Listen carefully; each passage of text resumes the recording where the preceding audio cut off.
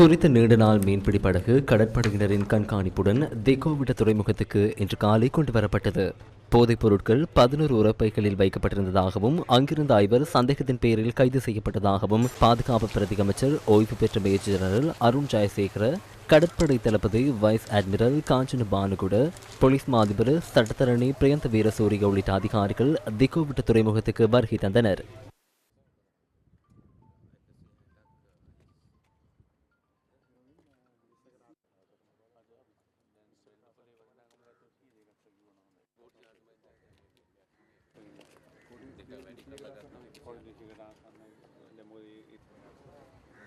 දින ගණනාවක් තිස්සේ කරන ලද මෙහෙයුමක ප්‍රතිඵලයක් නාවික හමුදාවේ දිගුදුර මෙහෙයුම பல நாட்களாக முன்னெடுக்கப்பட்ட சோதனை நடவடிக்கையின் பிரதிபலனாக கடற்படையின் நீண்ட தூர சோதனை பிரிவின் கட்டளை அதிகாரி உள்ளிட்ட இந்த சோதனை நடவடிக்கையில் பங்கேற்ற அனைத்து கடற்படை அதிகாரிகளுக்கும் மதிப்புக்குரிய ஜனாதிபதி சார்பில் எமது நன்றிகளையும் பாராட்டுகளையும் தெரிவிக்கின்றோம். இது விசேட திட்டமிடலுடன் முன்னெடுக்கப்படும் சோதனை நடவடிக்கை.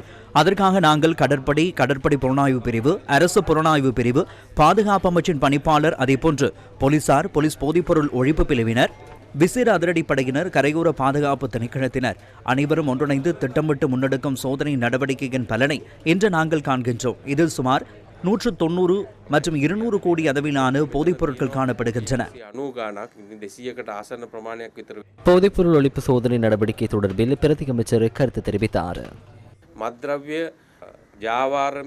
போதைப்பொருள் கடத்தல்காரர்கள், அதனுடன் தொடர்புடையவர்கள், அவற்றுக்கு ஒத்துழைப்பு வழங்குபவர்கள், உதவி செய்பவர்கள், இவர்கள் யாருக்கும் விடுதலை இல்லை. யாரும் தப்பித்து செல்ல முடியாது. முழு நாடும் ஒன்றாக தேசிய வேலைத்திட்டத்தின் கீழ் நாம் இதிலிருந்து விடுபடுமாறு கூறுகின்றோம். நாங்கள் இதனை தொடர்ச்சியாக கூறுகின்றோம். தொடர்ச்சியாக சோதனை நடவடிக்கைகளை முன்னெடுப்போம். ஆகவே தயவு செய்து இதனுடன் தொடர்பு பட வேண்டாம். அதேபோன்று விசேடமாக தேசிய அனைத்து நிலைமையில் நிவாரணம் வழங்கும் சந்தர்ப்பத்தில் தேசிய பாதுகாப்பை உறுதி செய்கின்றோம் என்பதிலும் நாங்கள் அனைவரும் ஒன்றிணைந்து செயற்படுகின்றோம். விசேட சோதனை நடவடிக்கைகள் பற்றிய தகவல்களை வழங்குவதற்காக 1818 என்ற தொலைபேசி இலக்கம் உள்ளது. அதற்கு தகவல்களை வழங்குங்கள். கடந்த காலங்களில் பொதுமக்கள் அதிகமான தகவல்களை அதனூடாக எமக்கு வழங்கினார்கள். அதன் பலனையே தற்போது காண்கின்றோம்.